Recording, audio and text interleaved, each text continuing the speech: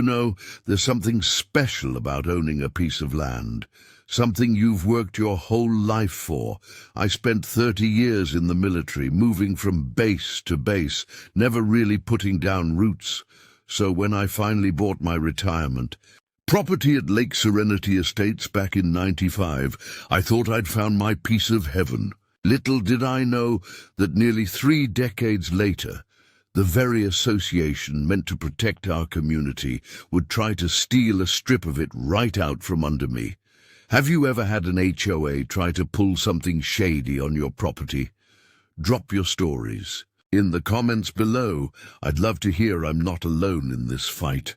My name's Jim, and I'm 68 years young. I bought my little slice of paradise, a modest 2-story home on a double lot overlooking Lake Serenity, after retiring from the army. Back then, this community was everything I'd dreamed of. Quiet, respectful neighbors, well-maintained properties, and an HOA that actually seemed to care about preserving the peaceful environment we all cherished. The property came with something unusual. A strip of land about 15 feet wide that ran along the eastern boundary of my lot. When I bought the place, the realtor mentioned it was a unique feature of my property, included in the original deed, but not subject to HOA jurisdiction. Honestly, I didn't think much of it at the time. It was just part of my land, where I eventually built a nice workshop and planted a row of oak trees that my grandkids loved to climb. For 25 years, everything was fine. I served on the HOA board for a few years in the early 2000s, helped establish some sensible community guidelines, and even organized our annual 4th of July barbecue for a decade. Life was good. Then, about 2 years ago, things started to change. A new family moved in next door, the Hendersons. Mr. Henderson was a big-shot real estate developer with more money than sense and an ego the size of Texas. Within 6 months, he'd somehow managed to get himself elected president of the HOA board. Almost immediately, Henderson began pushing through changes. First, it was stricter architectural guidelines. Then it was mandatory landscaping approvals, then hefty fines for minor violations. The quiet community I loved was transforming into Henderson's personal fiefdom. I mostly kept to myself, maintaining my property and staying out of the drama. That is until last spring, when I received a certified letter that made my blood run cold. It was an official notice from the HOA, informing me that they were exercising their right under the community covenants to claim the strip of land along my eastern property line for community green space expansion.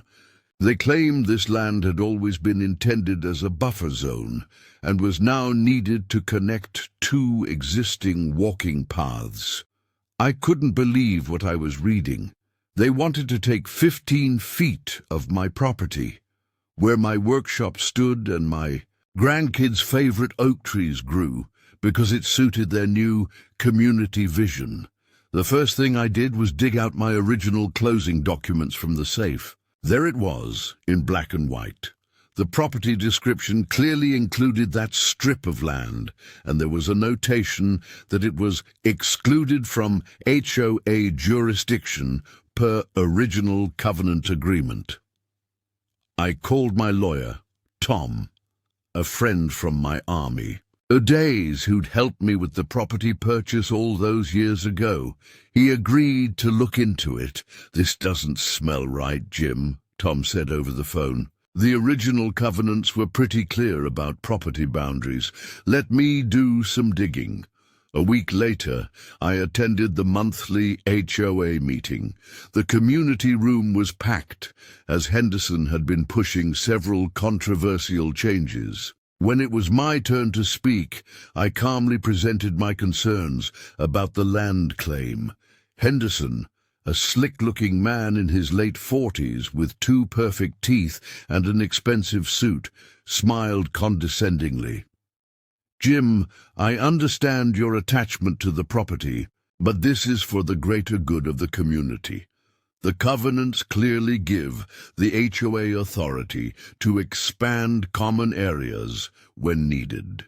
With all due respect, Mr. Henderson, I replied, keeping my voice steady, my original deed states that this particular strip of land is excluded from HOA jurisdiction.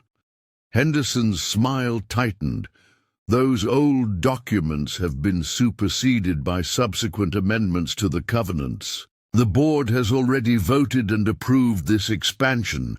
The room erupted in murmurs. Several longtime residents looked as shocked as I felt. You didn't notify anyone about this vote, I pointed out. All official business is posted in the community newsletter. Henderson replied smoothly. It's not our fault if residents don't read it. I left that meeting frustrated but determined. Tom called me the next day with troubling news. Jim, I've reviewed all the HOA documents filed with the county over the years.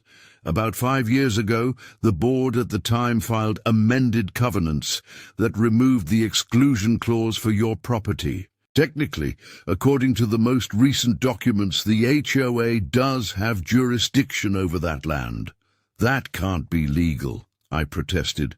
They can't just change the covenants to take my property. It's more complicated than that, Tom sighed. The amendments were properly filed and approved. Unless you can prove there was something fraudulent about how they were passed, the HOA is within their rights. I felt like I'd been punched in the gut. How could this happen? How could they just take land that I'd owned and paid taxes on for nearly 30 years? The following weeks were a nightmare. Henderson sent contractors to survey the land. They left. Stakes in the ground marking the new boundary, just feet from my workshop.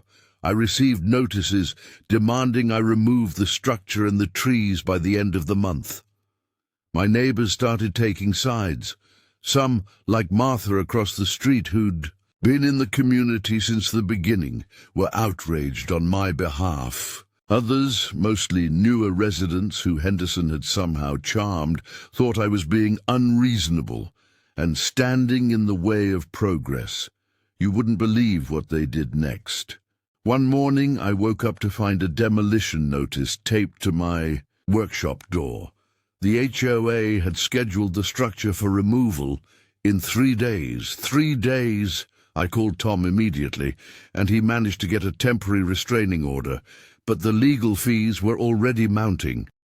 I was starting to lose hope. The legal battle was expensive, and Henderson had the full resources of the HOA and apparently his personal fortune behind him. I lay awake at night, wondering if I should just give up and let them have the land.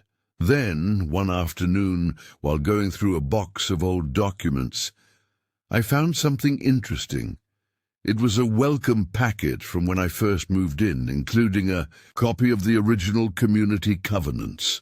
As I flipped through it, a particular clause caught my eye. I called Tom immediately. I think I found something, I said, trying to keep the excitement out of my voice. Tom came over that evening. I showed him the document and pointed to the section I'd found.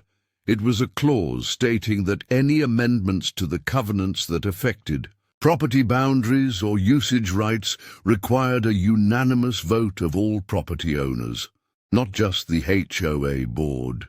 Jim, this could be it, Tom said, his eyes widening. If this clause was in the original covenants and was never properly removed, then those amendments 5 years ago would be invalid.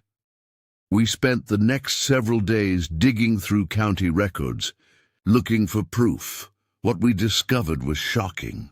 Not only had the amendment removing my property exclusion been passed without the required unanimous vote, but Henderson himself had been on the board that pushed it through, even though he didn't own property in Lake Serenity Estates at the time. If this HOA sounds unbelievable already, make sure to hit subscribe. You don't want to miss how this ends. Armed with this information, Tom sent a formal letter to the HOA board, detailing our findings and demanding they immediately cease all attempts to claim my property. He included copies of the original covenants and proof that the proper procedures hadn't been followed. I expected a fight. What I didn't expect was Henderson's response. At the next HOA meeting, Henderson stood up and addressed the room. It has come to my attention that there were some procedural irregularities in the past regarding covenant amendments, he said, looking uncomfortable. In the interest of transparency and fairness, the board has decided to revisit this matter. He went on to say that the HOA would be suspending all actions against my property, pending a full review of the original covenants. It sounded like victory, but something in his tone made me suspicious. I should have trusted my gut. 2 weeks later, I received another certified letter. This time, the HOA was fining me $10,000 for unapproved structures on my property, referring to my workshop and even the oak trees I'd planted decades ago. They claimed these violations had been ongoing for years and were now coming to light due to their thorough review. It was a blatant retaliation. Henderson couldn't take the land through the covenant amendments, so now he was trying to bully me into giving it up through excessive fines. I was furious. This was personal now. Henderson wasn't just doing this for some community green space. He wanted that land because it would increase the value of his own property. Removing my workshop and trees would give him a clear view of the lake. The pressure was mounting. The fines were accumulating daily, and the HOA was threatening to place a lien on my property. I was losing sleep, worrying that I might lose my home over this. But I wasn't ready to give up. Tom and I went back to the county records, this time looking for anything else that might help our case, and that's when we found it. A legal loophole that would save my land and expose Henderson for the fraud. He was buried in the original subdivision plat from 1992, was a notation that the strip of land along my eastern boundary was designated as a private easement for the exclusive use of my property. The document clearly stated that this easement could never be claimed by the HOA or converted to common area without my written consent. "This is it, Jim," Tom said, practically vibrating with excitement. "This is the silver bullet. Not only does this confirm that the land is yours, but it shows that Henderson knew about this when he tried to claim it." "How do you know that?" I asked. "Because when Henderson bought his property, his title search would have revealed this easement. It's a matter of public record. He knowingly tried to take land that he knew belonged to you. Armed with this new information, we requested a special meeting of the HOA board. This time, I came prepared. I brought copies of the original subdivision plat, the title documents from when I purchased the property, and even the welcome packet with the original covenants. When Henderson saw what I had, his face went pale. "Ladies and gentlemen of the board," I began, my voice steady despite my racing heart. "What you see before you is irrefutable proof that the strip of land the HOA has been trying to claim is, and always has been, my private property. Not only that, but the original covenants and subdivision plat explicitly state that this land can never be converted to common area without my consent." Henderson interrupted. "Those documents are outdated. Current HOA bylaws take precedence." "On the contrary," Tom spoke up, stepping forward. The original subdivision plat and property easements cannot be superseded by HOA bylaws. These are recorded with the county and are part of the legal description of the property. Any attempt to claim this land would not only be a violation of those documents, but could potentially constitute criminal fraud. The room was silent. All eyes were on Henderson, who was now sweating profusely. "I demand to see those documents," Henderson said, reaching for them. Tom pulled them back.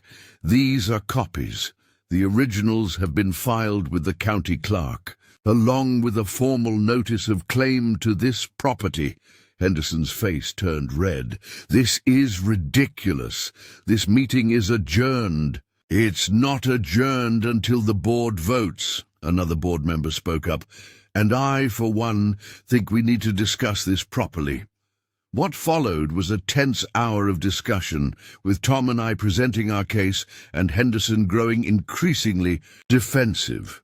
In the end, the board voted unanimously to drop all claims to my property and cancel all the fines they had levied against me. But we weren't finished yet. Tom had discovered that Henderson had used HOA funds to pay for the survey and legal fees related to his land grab, a clear violation of HOA bylaws. We presented this evidence to the board, and after another heated discussion, they voted to remove Henderson as HOA president and begin proceedings to recover the misused funds. The final blow came when several other homeowners came forward, sharing stories of how Henderson had bullied them into making expensive improvements to their properties, many of which benefited his own property value. Within a month, Henderson had resigned from the HOA entirely and put his house up for sale. Today, life at Lake Serenity Estates has returned to something resembling normal. The new HOA board, consisting mostly of long-time residents like myself, has worked to restore the community values that made this place special in the first place. My workshop still stands, and my grandkids still climb those oak trees. As for Henderson, I heard he sold his house at a loss and moved to another community where, rumor has it, he's already trying to take over their HOA. Some people never learn. Looking back on this whole ordeal, I've learned a valuable lesson. Know your rights, keep your documents safe, and never underestimate the power of doing your homework. Most importantly, I've learned that standing up to bullies, no matter how powerful they seem, is always worth it. Have you ever had to deal with an overreaching HOA? Share your stories in the comments below. And if you enjoyed this story, consider subscribing to my channel for more tales about standing up for what's right. Remember, your home is your castle. Don't let anyone tell you otherwise.